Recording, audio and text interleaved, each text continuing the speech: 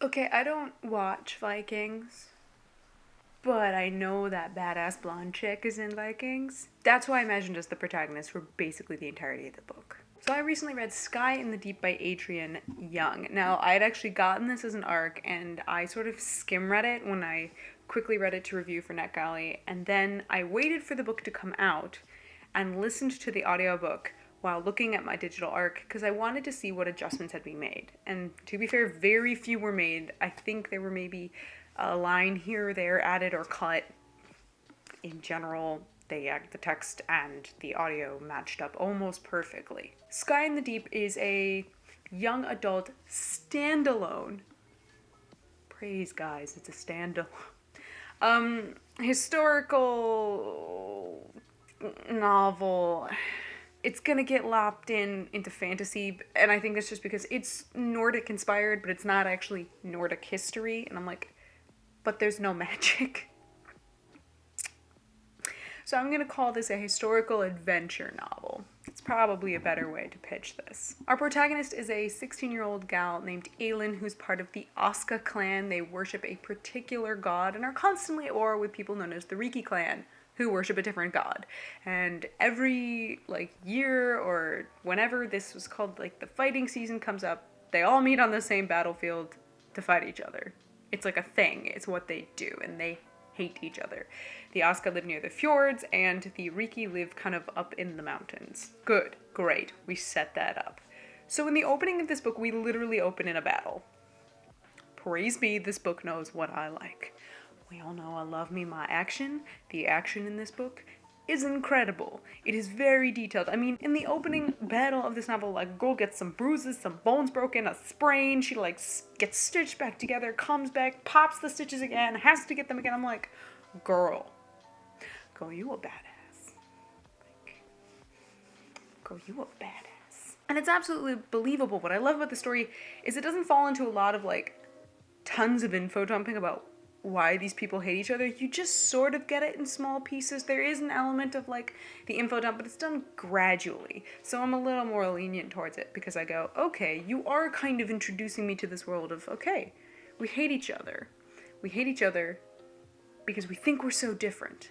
And as the book goes along, you realize ultimately, no, they kind of hate each other because of how freakishly similar they are. The Riki and the Oska ultimately are very similar. And that's the transformation that Aelin and other characters kind of need to go through internally when Aelin, during this opening battle, is saved from being killed by a Riki warrior by her brother, who's supposedly dead and apparently fighting for the Riki. Let that sink in. Yet, takes her a while too. Aelin is so freaked out by this, she immediately starts trying to sneak into the Riki camp to try and figure out what's going on. She never gets captured. She ends up in the Riki camp. Alright, so we spend the bulk of the book in the Riki camp. Aelin being kind of held as a hostage and trying to understand why her brother is there as a Riki. And he's not a slave. He's not a captive. He's happy there. He's living his life.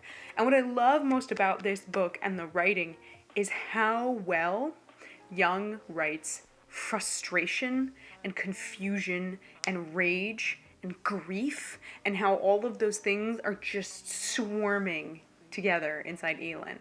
I love that because it was so palpable. I was listening to this book and grinding my teeth with frustration because I was so in Aelin's perspective and just as kind of heartbroken and confused as she was as to why her brother was living with the enemy, why he let them think he was dead all this time. Because Aelin tries to, she's like, I mourned you. Our father mourned you. What the hell? And in that comes a guilt of going, but if you were alive, yeah, we thought you were dead, but should we have tried to save you? What happened? I love this complicated, emotional journey that Aelin needs to go on. Is it resolved, in my opinion? A little on the side of quickly. Sure. It's a standalone book. Not a lot of time actually seems to pass in the novel, so she kind of gets over it really quickly. Then again, I could say on the flip side, in that day and age, in that society, there's nothing to really distract her. All she really has are her thoughts. But I will point out that You need to suspend your disbelief for how quickly that's gonna get wrapped up and how quickly various other things happen and get wrapped up.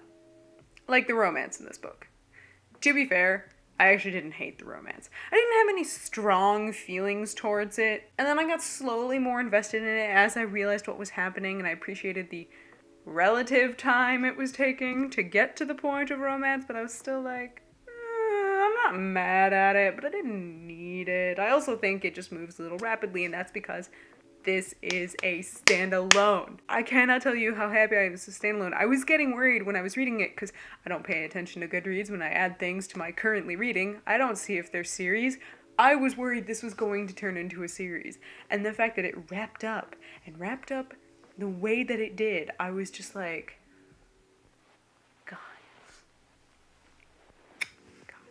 guys, I got a standalone. I got an actual conclusion. I had a book with a clear start, a clear finish. It knew what its goal was. And the goal of this book was to show how oftentimes we focus so much on these differences, but the differences between two peoples can be so slight that the commonalities are more important. The Asuka and the Riki, as I said, are very similar.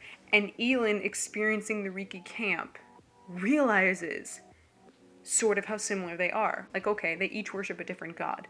Okay, they each have different ways of memorializing their dead, of celebrating a victory, a couple different customs here and there. But the spirit of humanity and the way they live their lives and ultimately their goals as people are almost identical. And that's why I say I'm not totally mad at the romance. Elin and this character called Fisk, who has become her brother's kind of adoptive brother. Well, yeah, no. You don't... A lot of heartbreak, a lot of complicated family drama. Just trust me. Elin and Fisk see in each other similarities and stark contrasts, but have this kind of growing, almost begrudging respect for each other that turns into something more. And y'all, that's like almost a hate to love trope. We all know I'm kind of here for it. As much as I yell about most romances,